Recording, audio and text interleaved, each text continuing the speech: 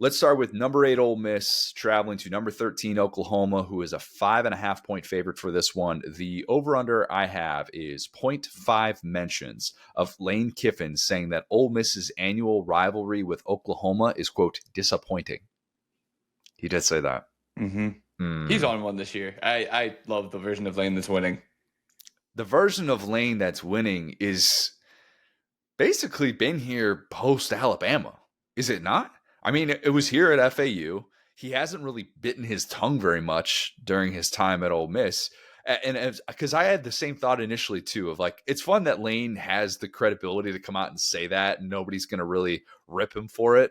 But he's kind of been like this his entire time in Oxford, right? Where he can just kind of say whatever, and nobody's going to be like, oh, well, Lane, come on, let's chill.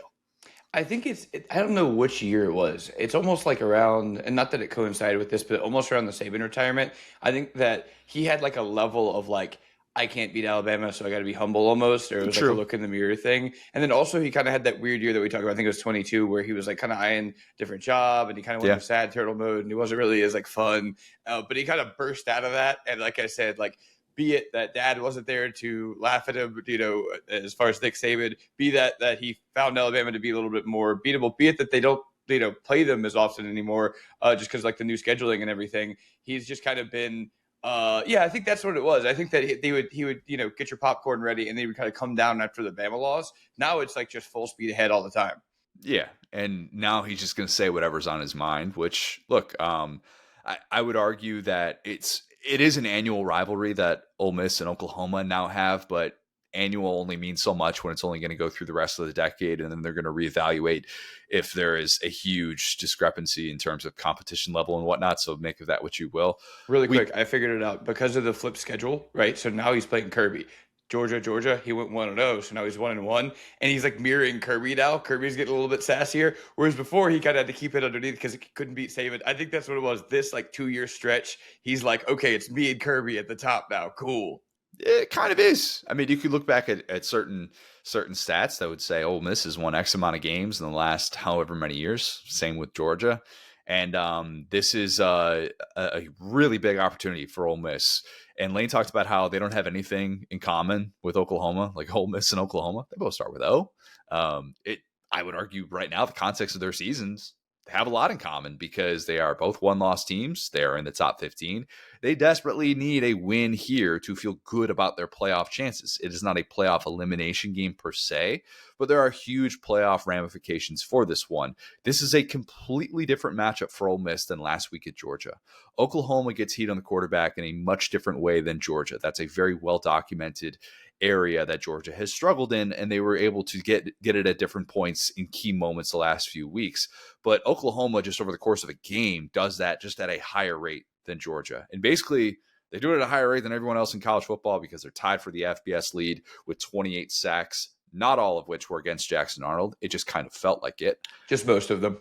9 of them, But I think Trinidad Chambliss, who has been only pressured on 20.2% of his dropbacks this year, that's the lowest rate in the SEC. He's only taken 5 sacks. He is obviously the key to this game and how he is going to fare against that pressure.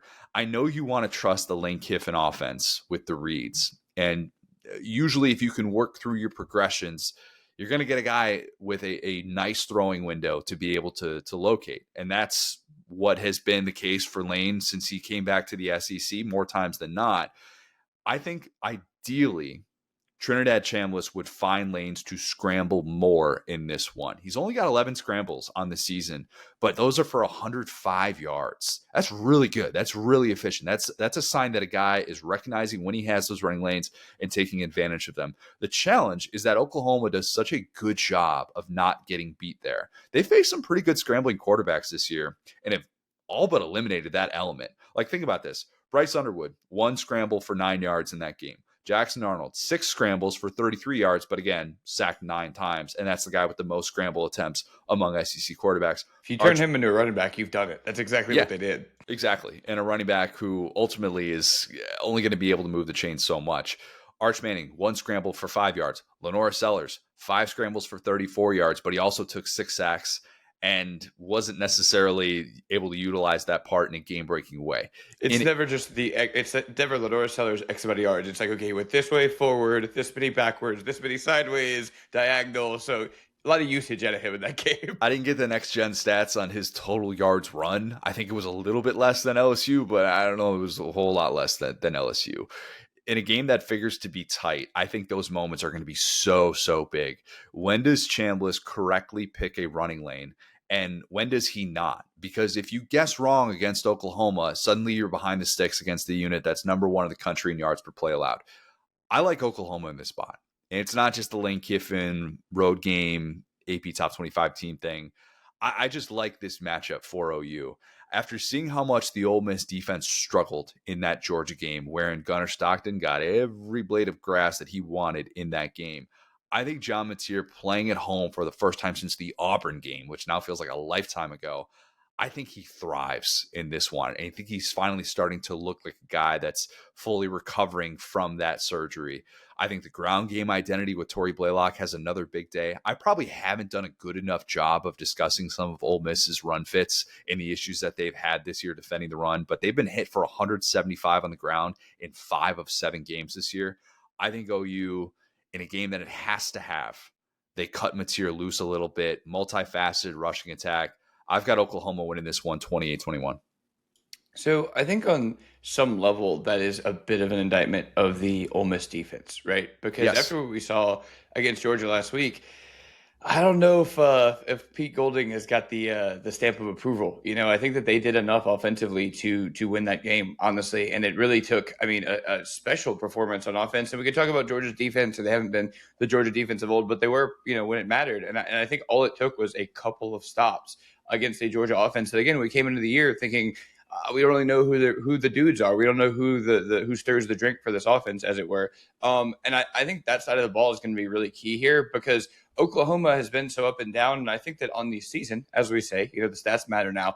On the season, we'd say Oklahoma's offense is not good. I think it's been disappointing. And part of that's because of Mateer's health. Part of that's because of the running back situation. But I think for Oklahoma to be successful in this game, it would take kind of a return to form, or I guess at this point, a breakout game by John Mateer.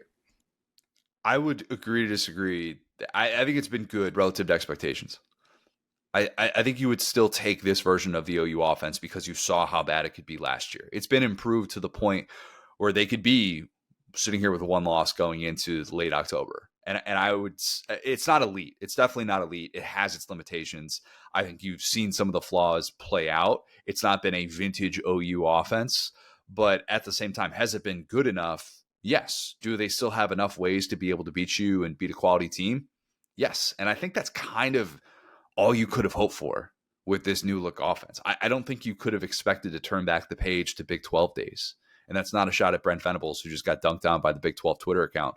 But it is a sign that you're making progress and you're at least getting to the point where you can justify having that play complementary football with the defense that you have. And it's a defense that I still think is elite. I do still think it's elite. So I'm not trying to poke holes in what you're saying because I think what you're saying, like mostly, like pretty much everything else, I would agree with. But it's interesting. You talk about the Ole Miss defense and some of the areas that they've struggled. We're all flipping to that game against Washington State, going, "My God, how are they getting these chunk plays? What's going on with this unit?" And what kind of happens sometimes is that once you suffer that first loss, we look at you a little bit closer and we go, "All right, maybe this was." Is that makeup that was covering up that pimple right there that you had that was when you're undefeated, and now makeup's kind of wearing off and we're starting to look at you in a little bit different way?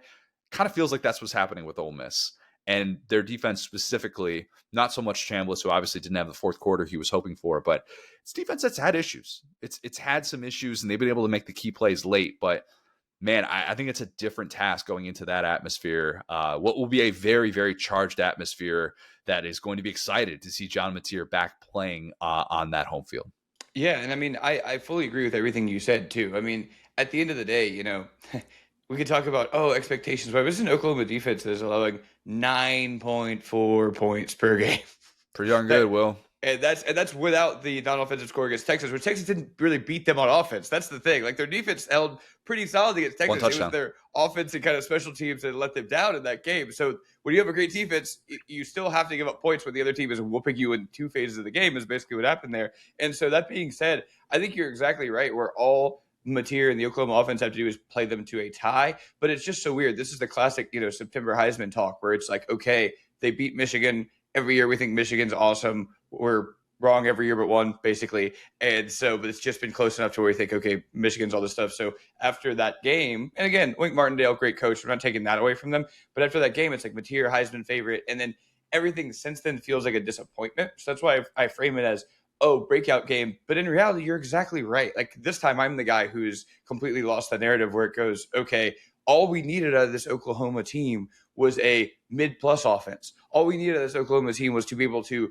protect the football, capitalize on the defense, not embarrass you out there. And with a healthy quarterback, that's what they've done, right? And I think that, when they have struggled, yeah, there's been some schematic stuff, but it's mostly been Mateer's out there kind of not really playing like himself. He's just throwing the ball right to Texas, right? So that being said, yeah, I think the only point I was making there is that this is an Ole Miss defense that proved could be had if things are in phase for the offense. And I think that some of those strengths and weaknesses, right? Like if you don't feel great about your ground game, you don't want to see a Pete Golding defense usually because they can be a little bit blitz heavy. They can be a little bit tricky. But yeah, I'm with you here. I think that what a differential we can make in the SEC, right? Where Ole Miss is flying high, they're undefeated in conference. They've just beat a good LSU team, and now suddenly it looks like that win isn't as shiny. It looks like Georgia has found a way yet again.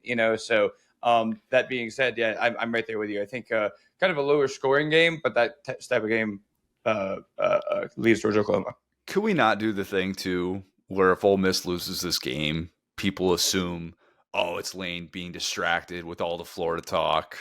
He's being rumored for this job, and it's just going to be 22 all over. Can we not do that? Because Don't check the SDS Instagram this weekend, sweetie. You'll be in dude, the wedding. I know those dots are easy to connect. I know, but it's also going on the road and trying to beat a top 15 team that's got a lot of strengths that has shown so far. And it showed last week. It can take advantage of weaknesses. That's the biggest thing that the OU offense has been trying to do. And it's been successful at doing that, is just show me you can take advantage of some weaknesses, or like when, Michigan gives you an open window to make a spectacular play like Mateer made a handful of times in that game. Can you do it? Can you step up and actually rise to the occasion? OU has shown to be capable of doing that so far. I think they win on Saturday.